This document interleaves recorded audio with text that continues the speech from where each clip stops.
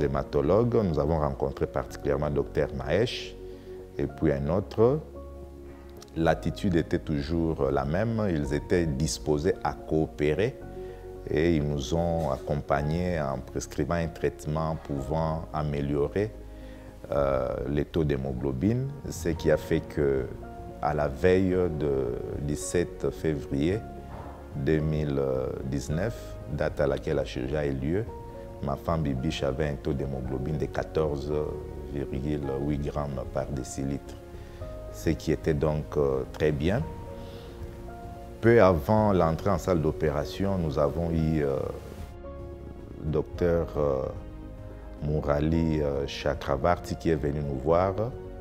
Et là encore, nous avons senti en lui le désir de pouvoir prendre en charge ma femme en respectant ses convictions. Ses paroles ont été très rassurantes.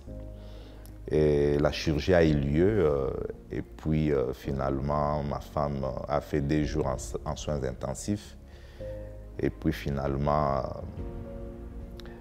elle est sortie de là, elle a fait quelques jours en hospitalisation et puis le 13 février 2019 nous sommes sortis de l'hôpital.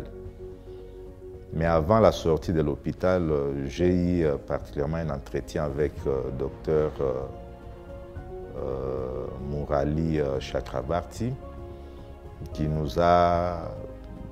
a tenu des propos qui nous ont encore plus rassurés, disant que en rapport avec les refus de la transfusion, il peut être facile de tricher en ce sens que quand on opère les malades, c'est loin de la vue de ses proches.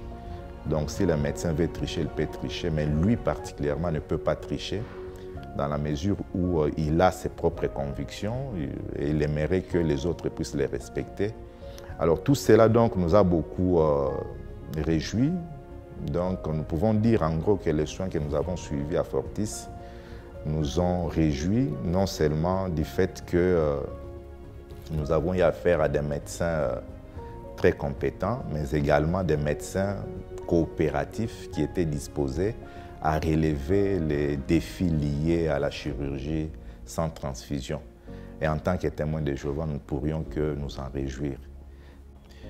Nous tenons à remercier l'équipe de Fortis qui a pris en charge Bibiche, ma femme. Nous tenons à les remercier puisqu'il s'agit non seulement d'une équipe très compétente, mais une équipe qui a accepté de coopérer en respectant notre conviction. Maintenant que nous sommes sur le point de retourner dans notre pays, nous ne pouvons que dire merci et manifester notre reconnaissance. Et nous continuerons toujours à penser à eux. Merci.